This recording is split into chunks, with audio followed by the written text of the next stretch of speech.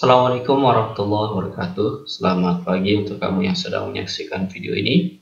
Kembali lagi ke channel YouTube Junaidi Fayat. Hari ini kita akan membahas atau mengulas materi pembelajaran keempat dari subtema 1 dan tema 6 ya. Jadi pembelajaran keempat ini dari tema 6 kita akan mempelajari 3 materi, yaitu yang pertama adalah mengisi diagram berdasarkan bacaan pada teks non-fiksi. Ini adalah materi yang bersumber dari muatan pelajaran bahasa Indonesia. Ini bentuk diagramnya.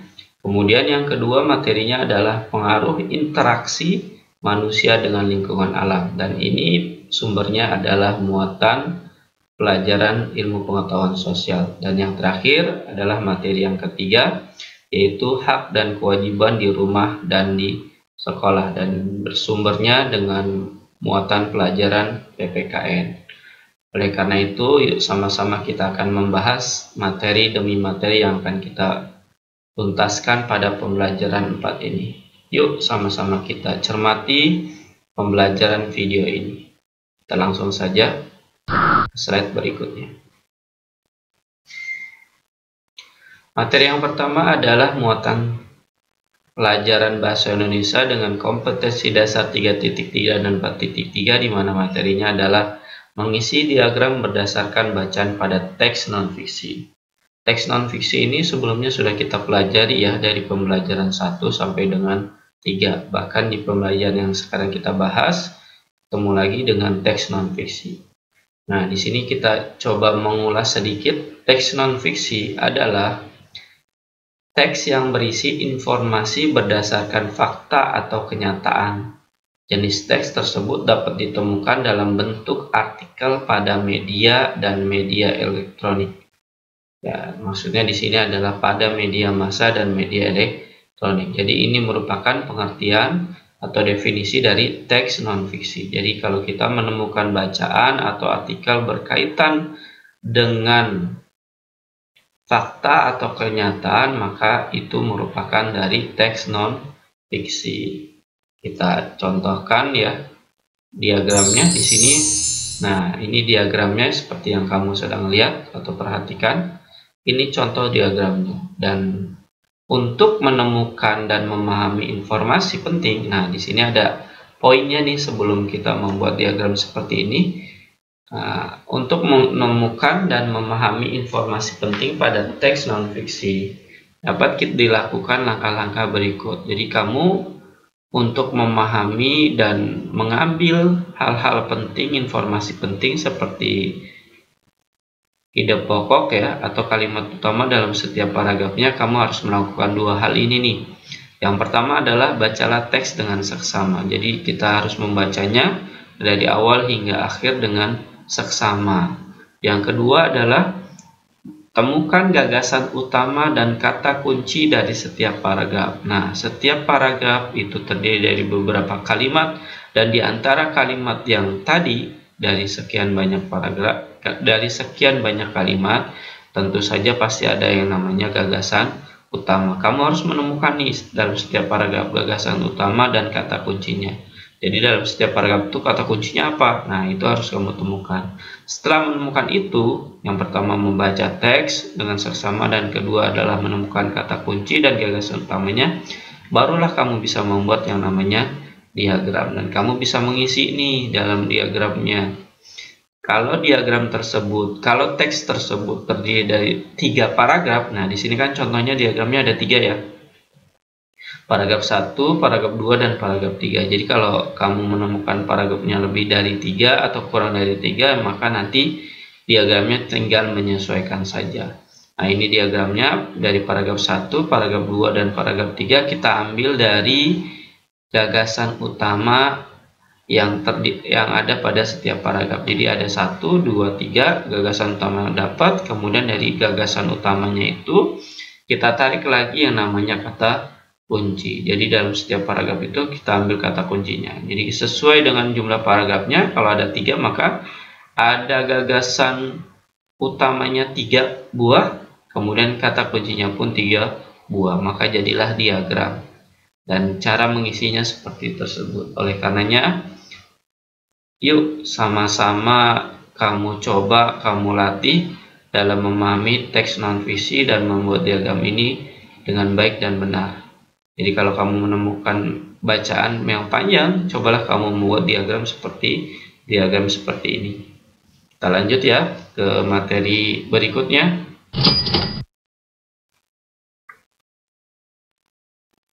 Di materi yang kedua yang saat ini kita sedang perhatikan atau kita lihat adalah materi dengan muatan ilmu pengetahuan sosial nih, dengan kompetensi dasar 3.2 dan 4.2, di mana materi yang kita bahas adalah pengaruh interaksi manusia dengan lingkungan alam.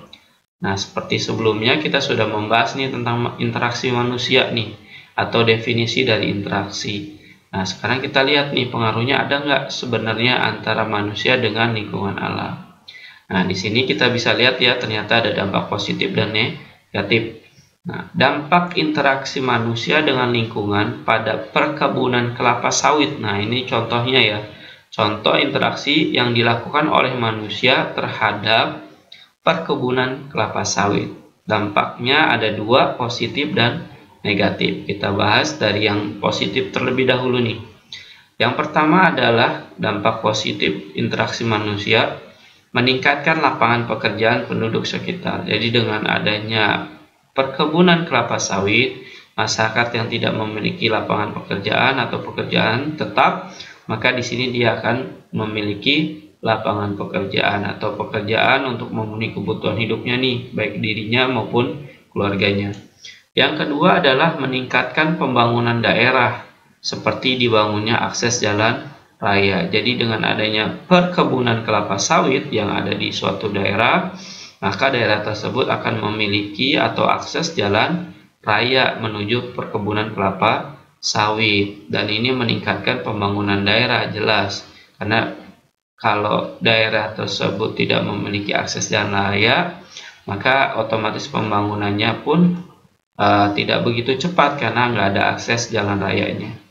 Yang ketiga, dampak positifnya adalah pendapatan penduduk semakin meningkat. Dengan adanya perkebunan kelapa sawit, ternyata penduduk semakin meningkat pendapatannya. Masukan untuk memenuhi kebutuhan hidupnya semakin meningkat, karena yang sebelumnya tidak memiliki pekerjaan atau pengangguran, dengan hadirnya kelapa sawit, perkebunan kelapa sawit, maka dia memiliki pendapatan yang akhirnya meningkat pendapatannya. Dan yang keempat, yang terakhir ya, dampak positif dari perkebunan kelapa sawit.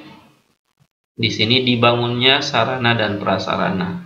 Jadi ada beberapa yang bersyukur nih ya, di daerah-daerah di Indonesia yang terdapat atau memiliki perkebunan kelapa sawit, memiliki 4 dampak positif seperti ini. Ada dengan hadirnya perkebunan kelapa sawit, pada poin yang keempat ini dibangunnya sarana dan prasarana. Namun dari hadirnya perkebunan kelapa sawit, maka tidak hanya menimbulkan dampak positif saja tentunya, maka di satu sisi dia menimbulkan pula yang namanya dampak negatif. Kalau positifnya ada 4, di sini negatifnya hanya 3 ya, hanya 3. Yang pertama adalah berkurangnya keanekaragaman hayati karena hanya dibudidayakan tanaman kelapa sawit. Maksudnya apa?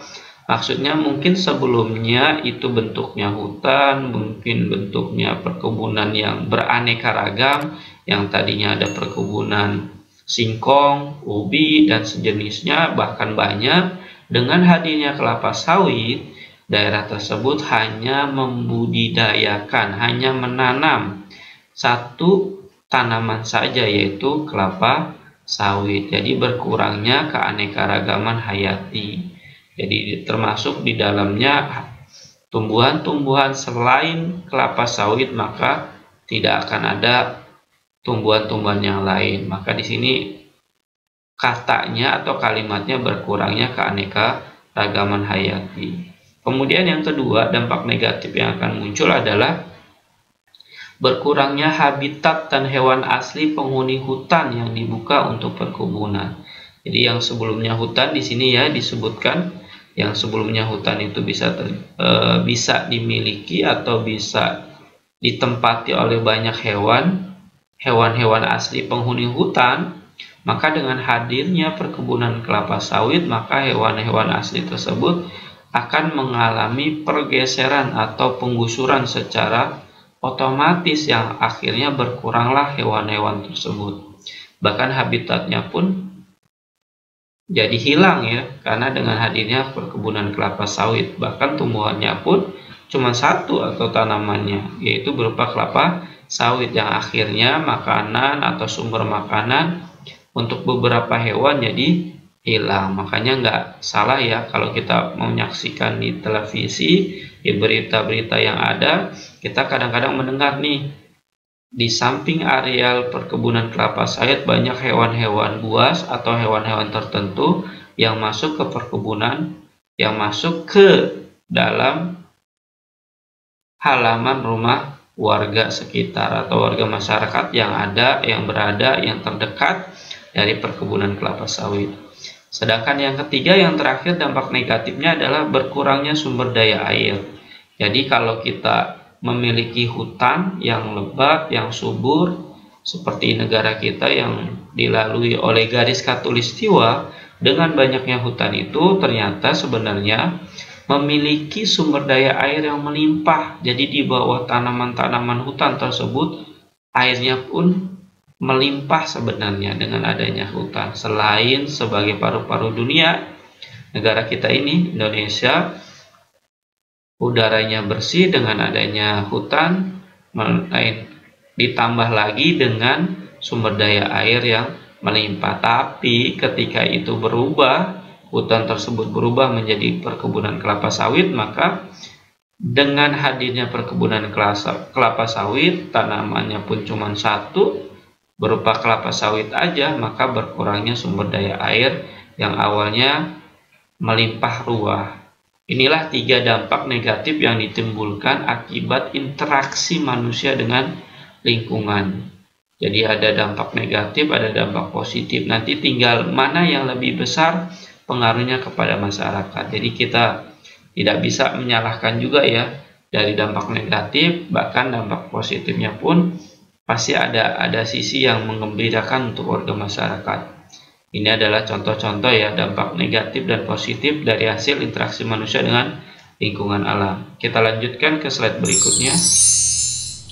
Nah, ini contohnya ya perkebunan kelapa sawit yang sekarang kita mungkin rasakan untuk memasak minyaknya ya. Interaksi petani dengan kelapa sawitnya.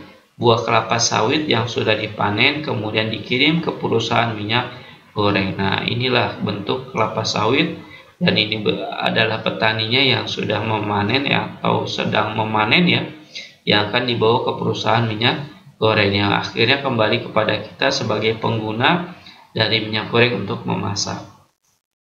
Jadi sekali panen dengan tumbuhan yang lumayan besar, inilah hasil panennya.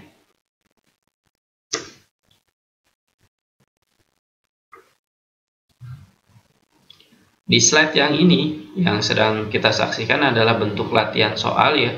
Bentuk latihan soal berupa soal esai atau isian yang harus kamu jawab dari 3 pertanyaan ini dari video pembelajaran ini. Ingat ya, ketika menjawab dalam soal latihan ini, usahakan menjawabnya dengan kemampuan sendiri tanpa menerima bantuan dari orang lain. Percaya diri bahwa kamu bisa. Maka dengan percaya diri pasti akan kamu bisa menjawab. Hanya 3 soal dari proses pembelajaran kita pada pembelajaran 4 ini. Kita lanjutkan ke materi yang terakhir. Materi yang terakhir adalah materi yang ketiga dari muatan pelajaran PPKN dengan kompetensi dasar 3.2 dan 4.2, di mana yang akan kita bahas adalah hak dan kewajiban di rumah dan di sekolah.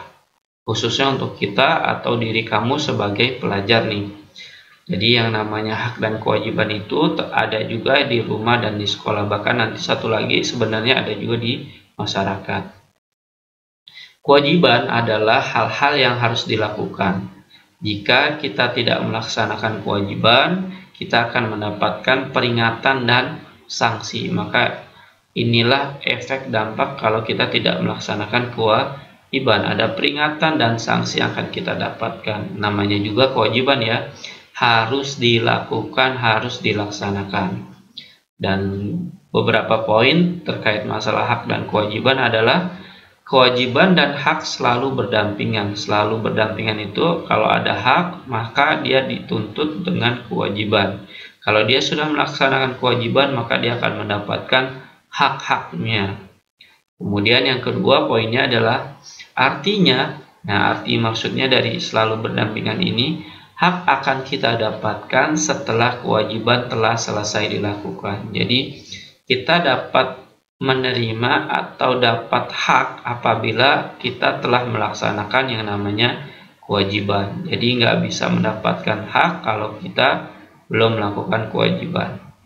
Dan yang ketiga poinnya adalah kita sebaiknya mendahulukan kewajiban sebelum hak. Jadi jangan menuntut hak dulu sebelumnya, melainkan dahulukan kewajiban. Contoh misalkan orang yang bekerja ya, orang bekerja baik itu pekerja serabutan atau pekerja harian, contohlah ambil tukang bangunan.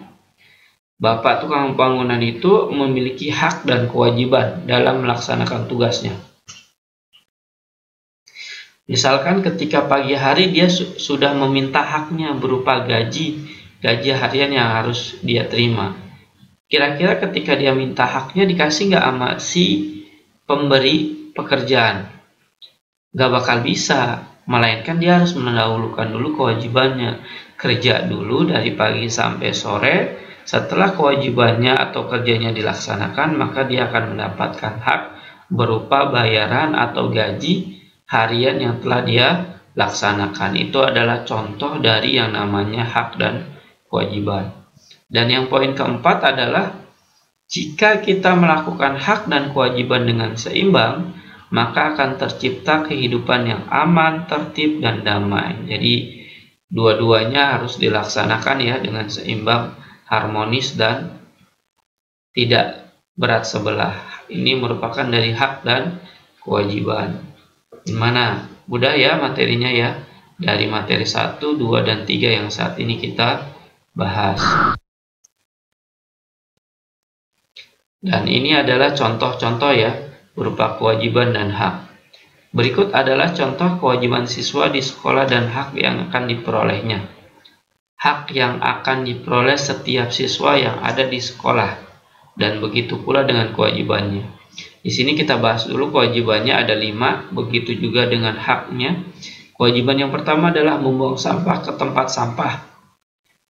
Jadi yang namanya siswa ketika menemukan sampah atau membuang sampah dari hasil yang dia lakukan, maka harus membuang sampahnya itu pada tempat sampah. Yang kedua adalah setiap tugas yang diberikan oleh bapak dan ibu guru di sekolah maupun di rumah untuk dikerjakan di rumah, maka dia harus mengerjakan tugas tersebut dengan bersungguh-sungguh, tidak asal-asalan, tidak menyontek kepada temannya, melainkan tugasnya dikerjakan dengan sendiri. Dan yang ketiga adalah mendengarkan pendapat teman saat melakukan diskusi. Nah, di sekolah itu kan terkadang kita melakukan yang namanya diskusi yang dipimpin oleh bapak dan ibu guru kamu di sekolah. Maka ketika ada temannya berpendapat, kamu harus nih mendengarkan pendapat teman saat melakukan diskusi. Poin yang keempat adalah kewajiban siswa di sekolah melaksanakan piket sesuai dengan jadwal.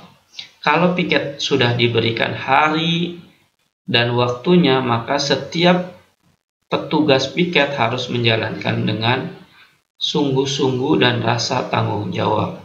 Sedangkan yang kelima, yang terakhir dari kewajiban adalah bertanya kepada guru dengan santun. Jadi kalau pengen bertanya yang santun.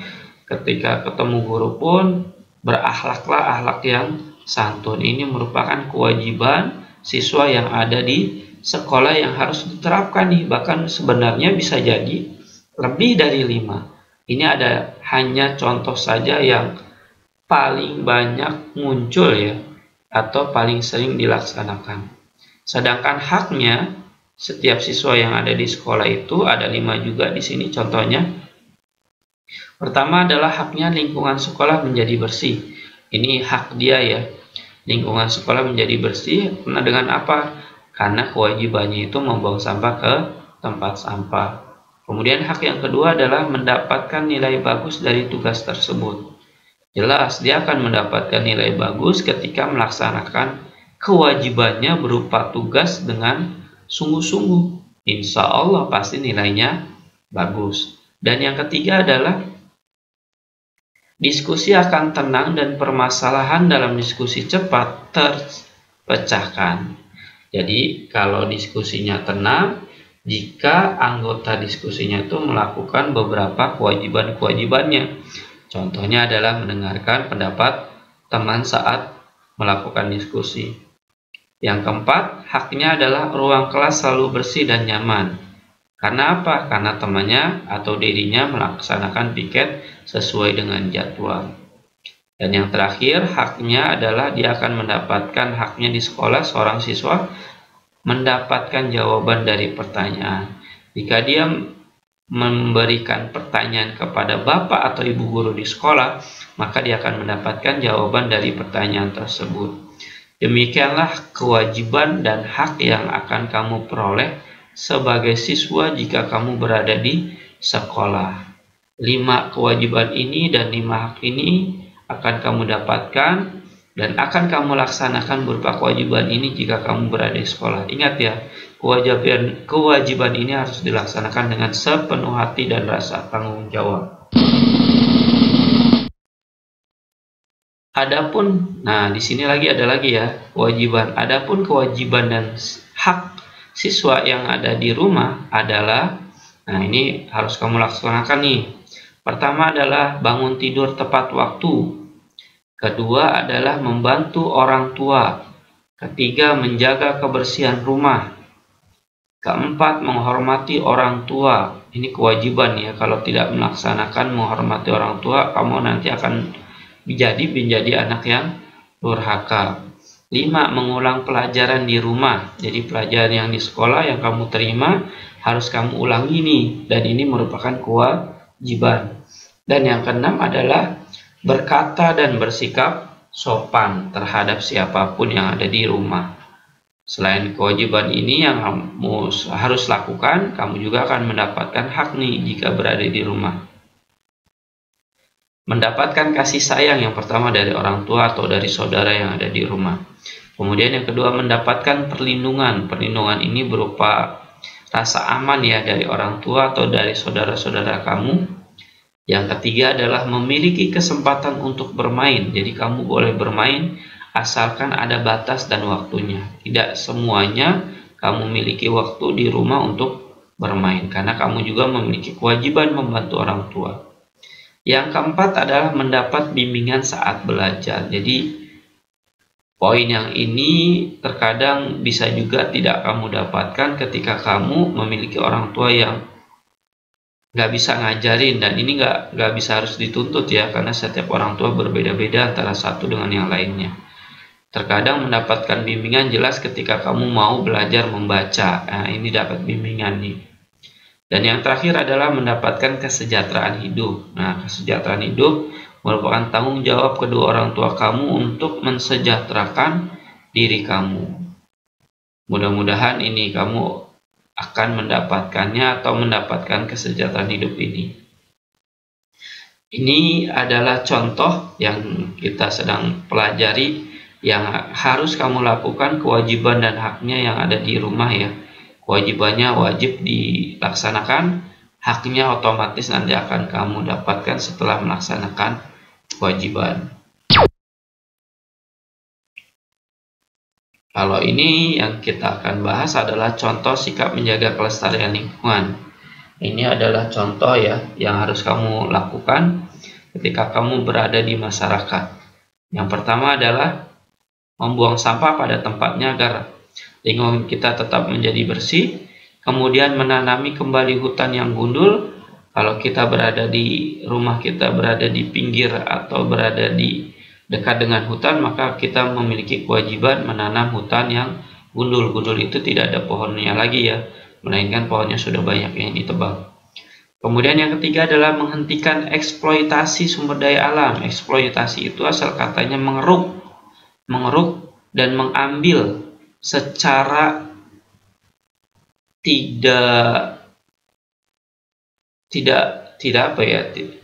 mengeruk, mengambil secara tanpa ada rasa tanggung jawab. Itu adalah makna dari eksploitasi sumber daya alam yang berlebihan. Kenapa? Karena sumber daya alam yang diambil secara eksploitasi berlebihan itu akan merusak sumber daya alam itu sendiri. Yang keempat adalah memberikan sanksi keras terhadap pelaku pencemaran lingkungan.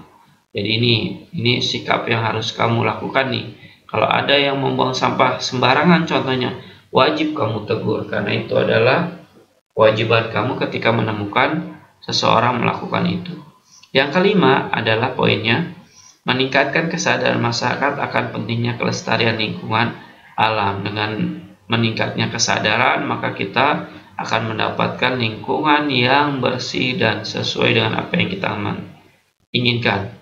Yang keenam, yang terakhir adalah melakukan daur ulang sampah.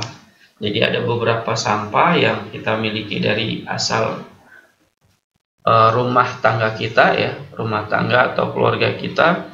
Terkadang ada beberapa sampah yang bisa dilakukan untuk mendaur ulang, dan usahakan kalau bisa didaur ulang maka didaur ulanglah. Kalau harus dibuang maka dibuanglah secara bijak sesuai dengan sampah organik dan inorganik. 6 hal ini adalah contoh sikap menjaga kelestarian lingkungan alam yang harus kita laksanakan dalam kehidupan kita sehari-hari. Demikianlah pembahasan pembelajaran 4 subtema 1 dari tema 6 yang kita pelajari saat ini.